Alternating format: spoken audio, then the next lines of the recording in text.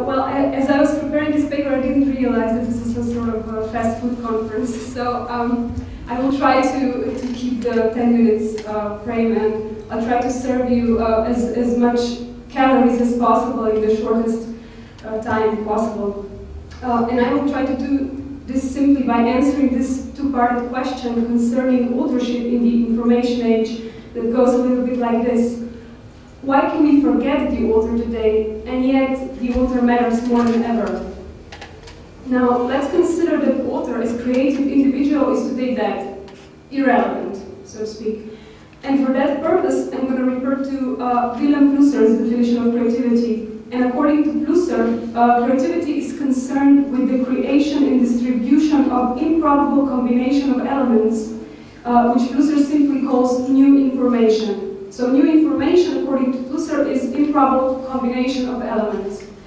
So creative act, therefore, is combining available information in new, improbable, creative ways.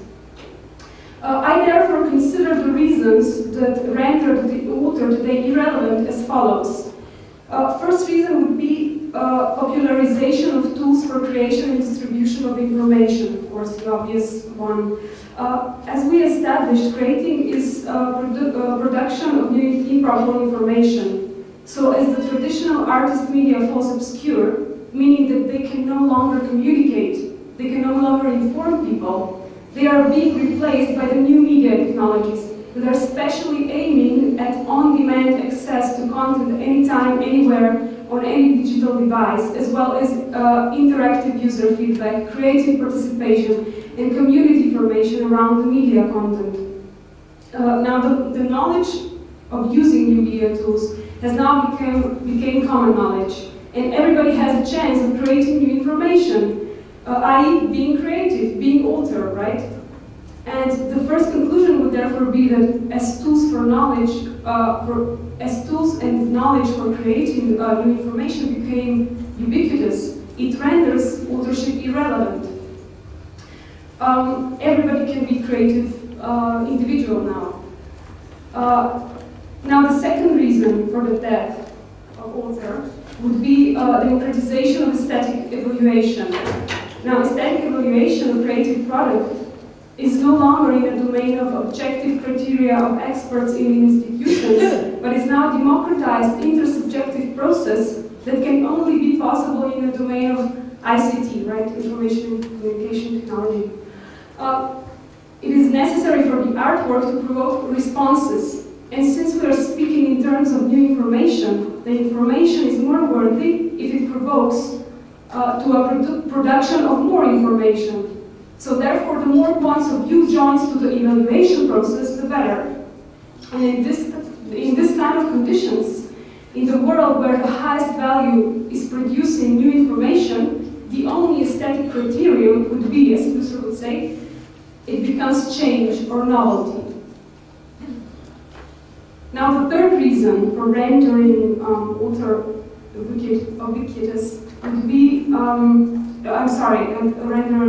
rendering author obscure would be, it has to do with technologies, methods and practices that we cannot classify as new media exactly because they do not tend to apply to the mass information exchange, and they're usually connected to scientific fields like biotechnology, robotics, engineering, and so on. And so the implementation in art requests a complex infrastructure of scientists, engineers, computer programmers, and so on.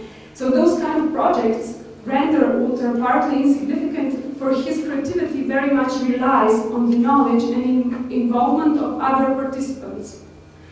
Now we have stated three reasons, and I'm sure many more exist, for the death, so-called death of author. However, in the information age.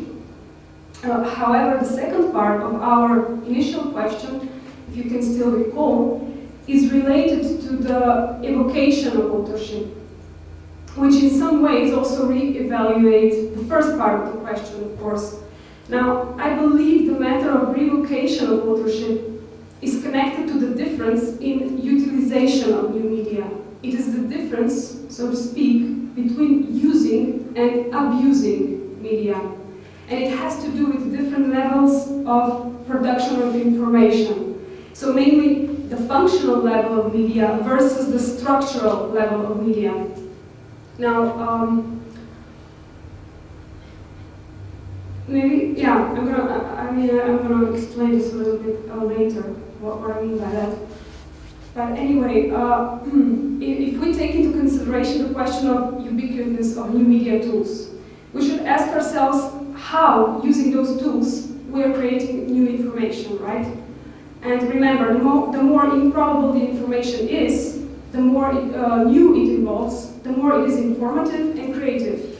Because the only aesthetic criterion is novelty, right? We're still with Flusser here.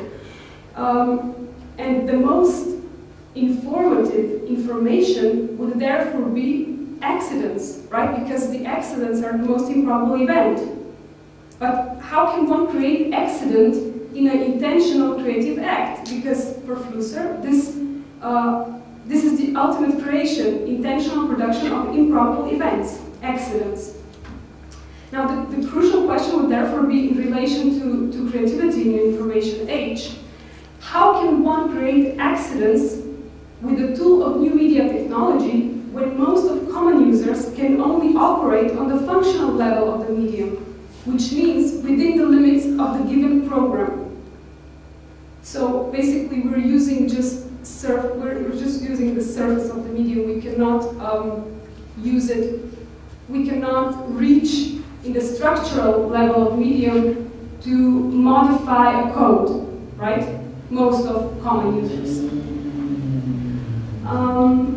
Like, I don't know, for instance, when we're using a computer program like, I don't know, for editing, Adobe Premiere, for instance, we can produce only as many combinations of information as program allows us, which means creation will be limited by the program of the computer, always will be limited by this program. So in some way, we will always be submitted to the program, right? The program will be framed for the possibilities. So we cannot really create accidents because accidents are not inscribed in the program.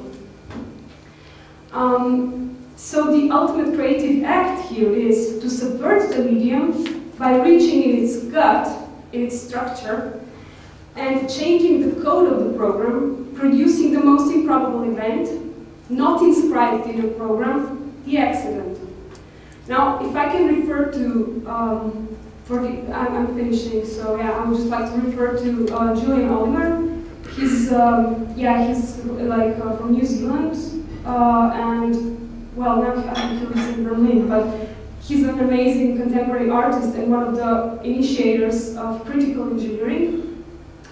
And he believes the only effective way we can produce unexpected results is to use the media as a raw field of possibilities, and therefore the author today is relevant more than ever, for he has responsibility, unlike the common user of new media technology, of subverting the code of the program and therefore keeping media alive. That's it. Thank you.